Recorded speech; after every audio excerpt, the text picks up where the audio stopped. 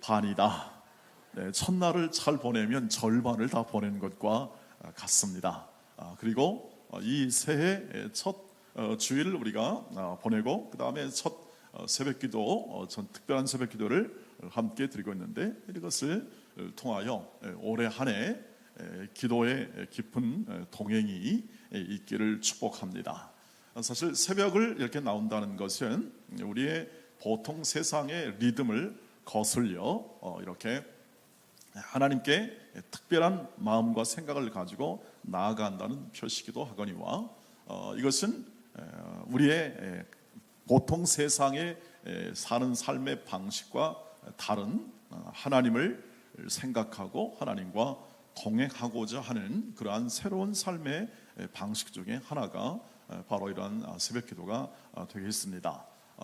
그러나 이것은 우리가 늘 연습해왔던 방식은 아니고, 특별하게 이렇게 대부분의 분들은 특별하게 이렇게 삶을 사시고, 물론 특별한 이 새벽기도의 삶을 계속 살아오신 분도 계시겠습니다만, 그러나 이 부분이 이렇게 오늘 새롭게 새해 결심이 되어서 마음에 있는 소중한 하나님에 대한 사랑과 그리고 하나님 뜻대로 살고자 하는 열망이 이러한 삶을 통해서 더 표출되고 더 강화되고, 그리고 또 습관화되어서 더 풍성한 하나님과의 교제가 있는 그러한 인생과 올해 한 해로 삼으시기를 주님의 이름으로 축복합니다.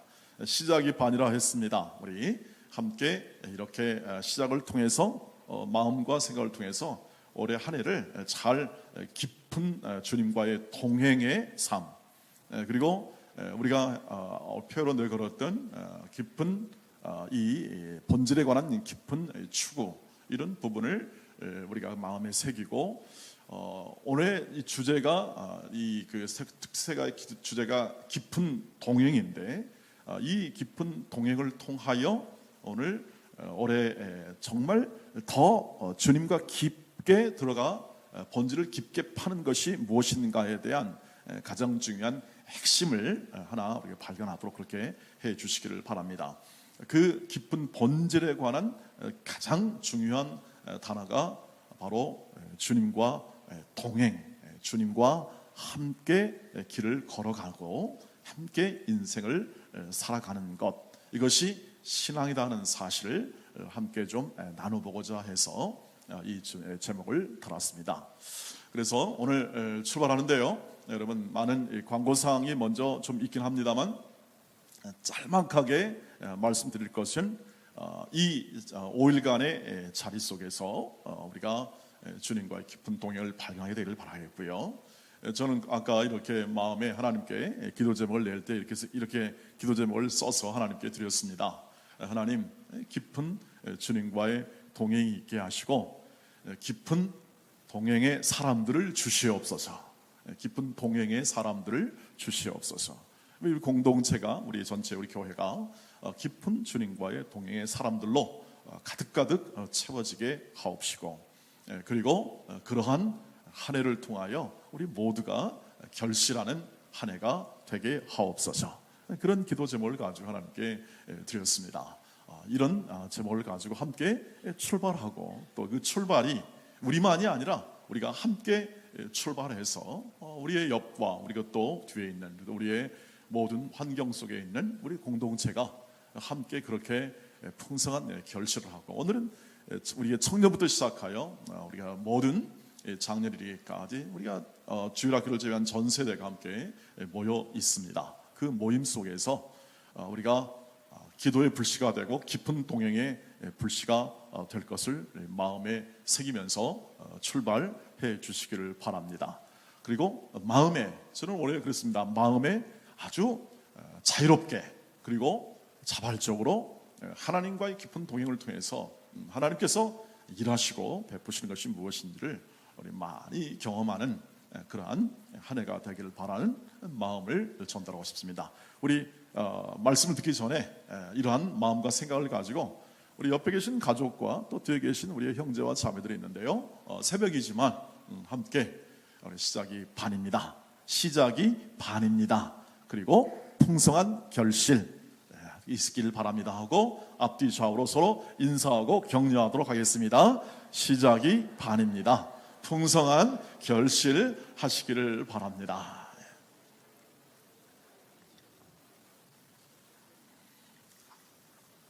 네, 새벽 기도는 전 세계는 없는 겁니다. 우리나라만 있고, 그러나 이게 수출이 되었습니다. 수출.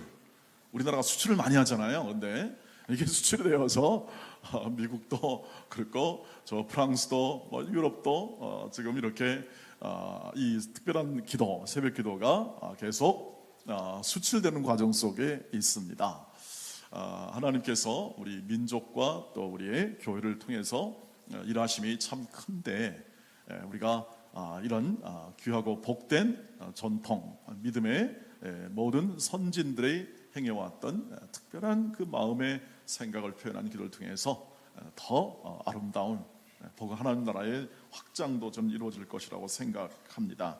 깊은 동행, 이것은 결국 주님과의 깊은 연합과 그리고 친밀한 교제 속에서 그분을 따른다는 것을 의미하죠. 그런데 가장 중요한 깊은 동행에서 가장 중요한 건 뭐냐면 그것이 다름이 아닌 주님을 따름에 있다, 따름입니다. 주님을 따라가는 데 있다는 사실을 오늘 잠깐만 설명하고 함께 기도하려고 합니다. 주님을 따름, 오늘 말씀을 다시 한번 읽어보시면 그것이 가장 중요한 신앙의 본질임을 우리가 쉽게 알아챌 수 있습니다. 26절 다시 한번 읽겠습니다. 시작. 사람이 나를 섬기려면 나를 따르라. 나 있는 곳에 나를 섬기는 자도 거기 있으리니 사람이 나를 섬기면 내 아버지께서 그를 귀히 여기시리라. 본문을 띄워주십시오. 사람이 나를, 만약에 예수님이 말씀합니다. 나를 섬기고자 하느냐, 나를 믿고자 하느냐, 그러면 나를 따르면 된다. 나를 따르라는 것이죠. 나 있는 곳에 나를 섬기는 자도 거기 있을 거다. 내가 가는 곳마다 거기 있는 것이, 나를 따르는 것이 나를 섬기는 것이다. 사람이 나를 섬기면, 나 예수 그리스도를 섬기면 하늘 아버지께서 따르는 사람을 어떻게 한다고요?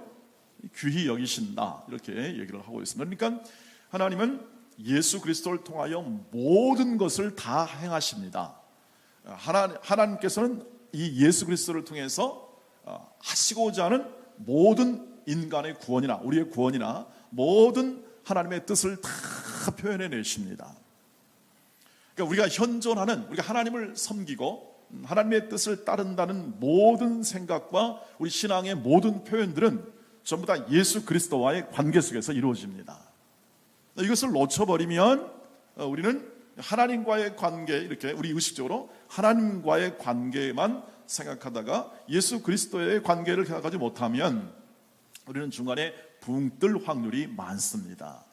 왜냐하면 여러분, 하나님을 본 사람도 없고 하나님의 뜻과 의미를 듣긴 하지만 그것이 구체화되는 본보기나 샘플, 손에 잡을 수 있고 눈에 볼 수 있는 그러한 것이 없기 때문에 다 자기 마음대로 행할 가능성이 많습니다. 구약의 백성들을 보면 그것이 명백히 드러나죠. 하나님을 잘 섬긴다 하면서 금송아지 섬깁니다. 이게 하나님이다 하고 말을 하면 다 따라갑니다.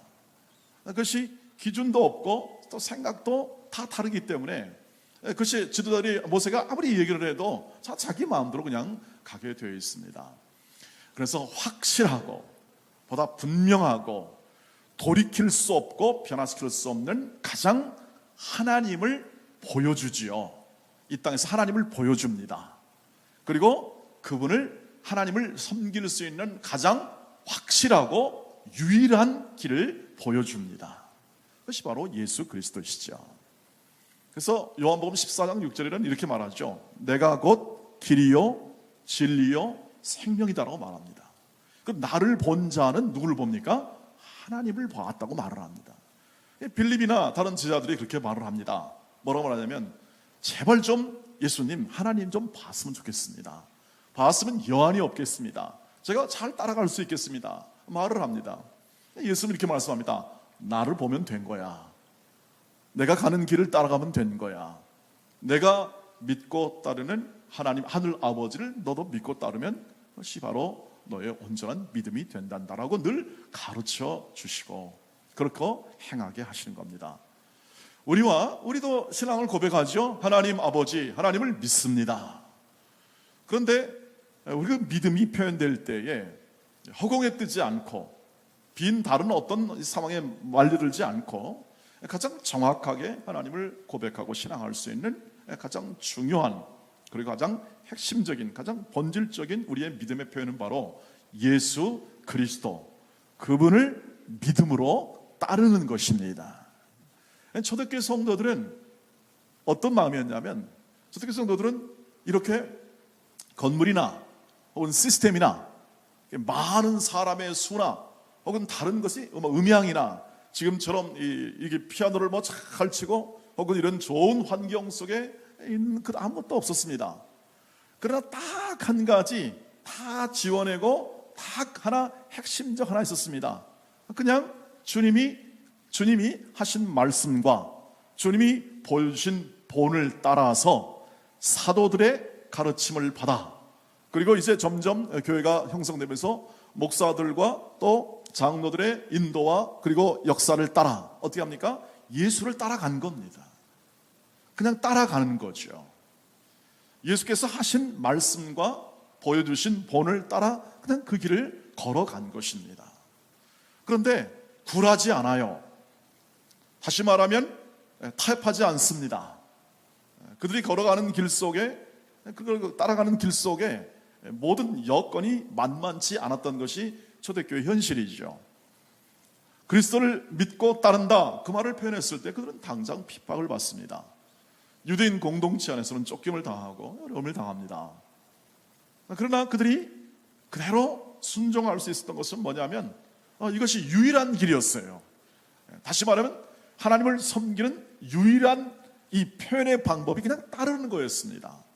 예배하고 그리고 그분의 말씀을 같이 나누고 그다음에 식사를 같이 하면서 하나님을 예배합니다.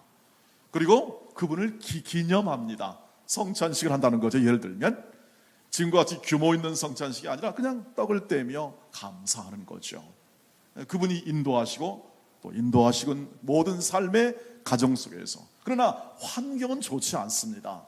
모든 여건은 좋지 않습니다.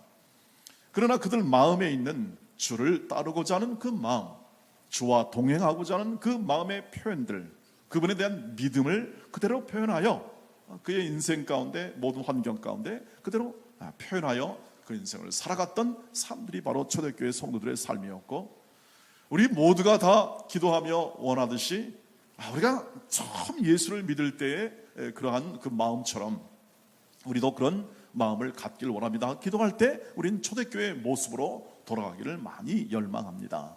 원판이 있기 때문에 그렇습니다. 원판. 다시 말하면 모든 이 모형, 우리가 따라갈 수 있는 본의 모형, 원판이 바로 초대교회 성도들의 주님을 따르는 모습이었죠. 정말 다행입니다. 저와 여러분이 주님을 따를 때도 다른 것은 필요하지 않습니다. 사실은 우리가 모이는 이 장소나 여러 가지 우리의 조직이나 모든 또 직분 포함해서 여러 가지 일들이 다 우리 교회에 유익함을 다 주는 것은 사실이나, 우리가 본질적으로 우리의 인생과 우리의 하나님의 믿음에 관한 이야기를 할 때 사실 다른 것은 부차적인 문제입니다. 가장 본질적인 부분은 주님을 우리의 인생과 삶의 모든 내용 가운데 변함없이 나는 주님을 따라가겠습니다. 주님을 따라가겠습니다. 그것은 다른 아무것도 필요하지 않고 내 이 존재, 내가 가지고 있는 이 마음, 생각, 이 모든 것을 가지고 주님을 따르겠습니다 하는 소중한 고백과 결심을 통하여 그의 신앙이 하나님께서 이끄심을 받아 나아가게 된다고 하는 사실을 기억해 주시기를 바랍니다. 그래서 성경을 보시면 성경 전체의 모든 내용은 다 그것입니다. 우리로 하여금 어떤 위대한 인물이 되거나 어떤 위대한 일로 부르시는 것이 절대 아닙니다. 주님의 첫 일생은 나를 따라오너라 내가 너희를 사람을 낚는 뭐가 되겠다고요? 어부라고 말씀합니다. 제자들을 부를 땐 그렇게 부릅니다. 그런데 바울은 어떤 인생을 살았습니까? 내가 예수 그리스도를 본받는 것처럼 너희는 나를 본 받으라. 주님이 하신 일은 불러서 나를 따라오라. 그 사이에 가르침을 주고 내용을 주고 그리고 그 인생을 살게 합니다.